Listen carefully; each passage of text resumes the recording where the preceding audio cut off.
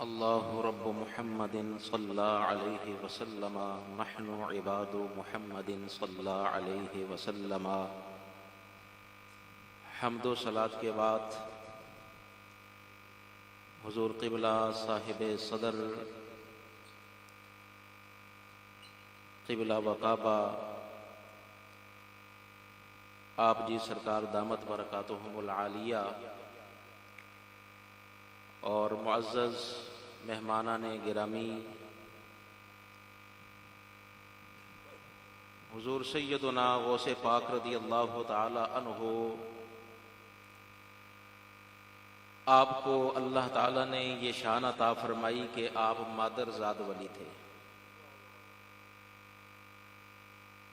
مادر زاد ولی اس کو کہتے ہیں کہ جو اپنی والدہ کے بطن مبارک سے ولی بن کر دنیا میں تشریف لائے۔ حضور سیدنا غوث پاک رضی اللہ تعالی عنہ، آپ کی زندگی اور آپ کی سیرت کا اگر مطالعہ کیا جائے تو یہ بات معلوم ہوتی ہے کہ مادر زاد ولی ہونے کے باوجود آپ نے علم اور عمل میں بے انتہا کوشش فرمائی۔ اپنی زندگی کے ابتدائی 25 سال آپ نے دین کا علم حاصل فرمایا، اور ان 25 سالوں کے اندر جو آپ نے علم حاصل فرمایا اس کا اندازہ اس بات سے کر سکتے ہیں کہ حضور سیدنا غوث پاک رضی اللہ تعالی عنہ آپ ارشاد فرماتے ہیں کہ میں ایک دن میں اتنا علم حاصل کرتا تھا کہ جتنا ذہین طلبہ ایک ہفتے کے اندر بھی حاصل نہیں کر پاتے، اور ایک ہفتے کے اندر اتنا علم حاصل کرتا تھا کہ جو ذہین طلبہ ہیں وہ ایک مہینے کے اندر بھی اتنا علم حاصل نہیں کر پاتے، اور ایک مہینے کے اندر اتنا علم حاصل کر لیتا تھا کہ دوسرے ذہین طلبہ ایک سال کے اندر بھی اتنا علم حاصل نہ کر پاتے۔ تو اب حضور غوث پاک رضی اللہ تعالی عنہ نے یہ اپنے زندگی مبارک کے 25 سال دین کا علم حاصل کیا، ان سالوں کو اگر آپ مہینوں پر تقسیم فرمائیں اور ان کو ایک ایک سال سمجھ لیں تو یہ بات سمجھ میں آتی ہے کہ دوسرے علماء جتنا 2-3 صدیوں کے اندر علم حاصل کرتے ہیں، حضور غوث پاک نے 25 سال میں اتنا علم حاصل فرما لیا۔ اپنے وقت کے آپ مفسر اعظم، اپنے وقت کے آپ محدث اعظم، اپنے وقت کے آپ متکلم اعظم، اپنے وقت کے آپ قاری اعظم، اور اللہ تعالیٰ نے آپ کو یہ مقام عطا فرمایا تھا کہ آپ اجتہاد مطلق کے درجے پر فائز تھے۔ یہ حضور غوث پاک رضی اللہ تعالیٰ عنہ کا علمی مقام ہے جو اللہ تعالیٰ نے آپ کو عطا فرمایا ہے۔ اور پھر ان 25 سال کے علم حاصل کرنے کے بعد آپ نے 25 سال عبادت، ریاضت اور مجاہدے کے اندر صرف فرمائے، اور اللہ تعالیٰ کی عبادت کی اور اتنی تگ و دو کی کہ آپ فرماتے ہیں کہ بعض اوقات ایسا ہوتا کہ کئی دن تک کھانے کے لیے کچھ نہ ہوتا، گھاس کھا کر آپ گزارا فرماتے۔ اور آپ فرماتے ہیں کہ ایک مرتبہ ایسا ہوا کہ میں نے 1 سال صرف کھانے کی چیزیں کھائیں اور پانی نہیں پیا، مکمل 1 سال۔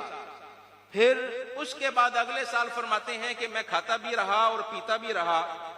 پھر اس کے بعد جو اگلا سال آیا فرماتے ہیں کہ اس سال میں نے صرف پانی پیا، کھانے کی کوئی چیز نہیں کھائی۔ اور اس کے بعد 1 سال مکمل حضور غوث پاک فرماتے ہیں کہ نہ میں نے کھایا نہ میں نے پیا، مکمل 1 سال بھوکے پیاسے رہ کر اللہ تعالیٰ کی عبادت کی۔ ایسی اللہ تعالیٰ کی عبادت کی،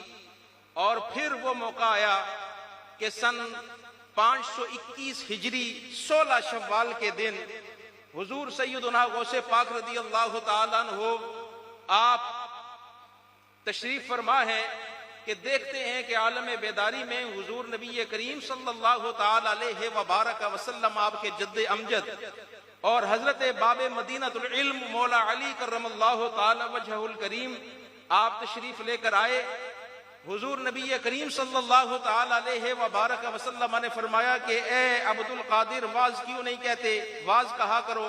لوگوں کو تبلیغ کیا کرو۔ تو حضرت شیخ عبد القادر نے نبی کریم صلی اللہ تعالی علیہ وبارک وسلم کی بارگاہ میں عرض کی کہ حضور میری پیدائش جیلان کے اندر ہے، میری مادری زبان فارسی ہے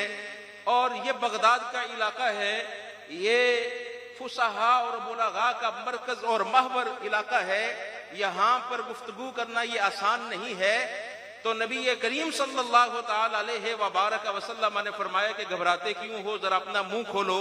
اور حضور غوث پاک کو نبی کریم صلی اللہ تعالی علیہ وبارک وسلم نے 7 مرتبہ اپنا لعاب دہن عطا فرمایا، فرمایا کہ اب آواز کہو۔ حضور غوث پاک نے ظہر کی نماز پڑھی، ظہر کی نماز پڑھنے کے بعد آپ جب ممبر پہ جلوہ گر ہوئے واز کہنے کے لیے، تو پھر جھجک محسوس ہوئی۔ حضرت مولا علی کرم اللہ تعالی وجہ الکریم وہیں پر موجود تھے، نبی کریم صلی اللہ تعالی علیہ وبارک وسلم اور حضرت باب مدینہ العلم کی توجہ دیکھیں کہ پہلا واز انہوں نے اپنی موجودگی کے اندر آپ سے کرایا۔ حضرت مولا علی کرم اللہ تعالی وجہ الکریم نے فرمایا کہ عبد القادر ذرا منہ کھولو۔ آپ نے اپنا منہ کھولا تو حضرت مولا علی نے 6 مرتبہ اپنا لعاب دہن آپ کو چٹایا اور فرمایا کہ اب واز کہو۔ اور اس کے بعد آپ نے واز کہنا شروع کیا، اور پھر یہ حالت ہوئی کہ وہ خانقاہ بھی تنگ پڑ گئی اور جو جامع مسجد تھی وہ بھی تنگ پڑ گئی۔ کھلے میدان کے اندر حضور غوث پاک واز فرماتے۔ علماء تواریخ نے یہ بات لکھی ہے کہ آپ کی ایک مجلس کے اندر 70,000 افراد ہوتے تھے جن کو آپ واز فرماتے تھے، اور آپ کی کرامت تھی کہ جتنا پہلی صف کے اندر بیٹھا ہوا آدمی آپ کی آواز کو سنتا تھا، ویسا ہی آخری صف میں بیٹھا ہوا آدمی بھی آپ کی آواز کو سنتا تھا۔ اور یہ جب آپ نے پہلا واز فرمایا، اسی موقع پر حضرت سیدنا شیخ عبد القادر رضی اللہ تعالیٰ عنہ فرماتے ہیں کہ نبی کریم صلی اللہ تعالیٰ علیہ وبارک وسلم نے مجھے خلعت ولایت عطا فرمائی اور فرمایا کہ آج کے بعد آپ کو تمام اولیاء پر قطبیت اور غوثیت کا مقام عطا فرما دیا گیا۔ پھر حضور غوث پاک رضی اللہ تعالیٰ عنہ نے عوام الناس کو بھی دین کی تبلیغ فرمائی، اور اس حد تک تبلیغ فرمائی کہ آپ فرماتے ہیں الانس لہم مشائخ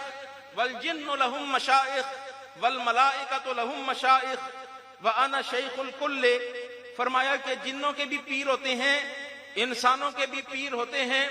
فرشتوں کے بھی پیر ہوتے ہیں، مجھے اللہ تعالیٰ نے یہ مقام عطا فرمایا ہے کہ مجھے سارے جگ کا پیر بنایا ہے۔ تو یہ طریقت کے اندر آپ کا مقام ہے، اور شریعت کے اندر جو آپ کا علمی مقام ہے اور جو آپ نے کارنامہ سر انجام دیا، اس کا اندازہ آپ اس سے فرما سکتے ہیں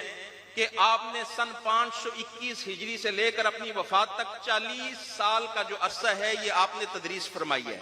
دین کا علم پڑھایا ہے۔ اور علماء تاریخ نے یہ بات لکھی ہے کہ ہر سال حضور سیدنا غوث پاک رضی اللہ تعالی عنہ کے سے 3000 سے لے کر 3500 افراد مکمل عالم دین بن کر نکل دے۔ اگر آپ اس کو 40 سال کے اوپر 40 سال کے ساتھ آپ اس کو ضرب دیں تو یہ بات معلوم ہوتی ہے کہ حضور غوث پاک رضی اللہ تعالی عنہ نے علمی میدان کے اندر یہ عظیم الشان کارنامہ سر انجام دیا کہ آپ نے اپنی زندگی مبارک کے اندر 1.25 لاکھ سے زائد علماء خود پڑھا کر تیار فرمائے، اور پھر آگے انہوں نے جو جا کر پڑھایا تو اس کا اندازہ کون کر سکتا ہے۔